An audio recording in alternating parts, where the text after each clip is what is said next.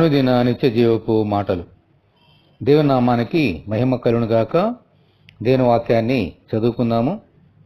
కాబట్టి మీరు భోజనము చేసినను పానము చేసినను మీరేమి చేసినను సమస్తమును దేవుని మహిమ కొరకు చేయుడి. 1 కొరింథీయులకు రాసిన పత్రిక 10వ అధ్యాయము 31వ వచనం.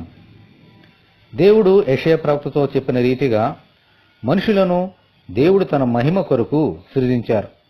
అందుచేత ప్రతి విశ్వాసి తన మాటల వలన దేవునికి మహిమ కలుగుతుందా, తన క్రియల వలన దేవునికి మహిమ కలుగుతుందా అని ప్రతి క్షణము ఆలోచించుకోవాలి. దావీదు భక్తుడు అన్నాడు, నా నోటి మాటలను నా హృదయ ధ్యానమును నీ దృష్టికి అంగీకారములగునుగాక అని.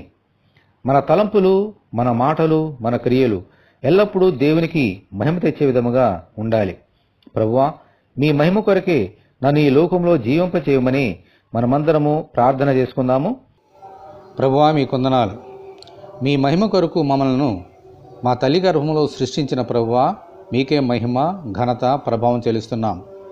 మేము మాట, క్రియ, తలంపు ఏం చేసినా మీ మహిమ కొరకే చేయనట్లుగా సహాయం తెచ్చమని, ఈ వాక్యం వింటున్న నీ బిడ్డలందరినీ అలాగున దీవించమని యేసు అతి పరిశుద్ధమైన నామములో ప్రార్థన చేయుచున్నాం తండ్రి, ఆమెన్.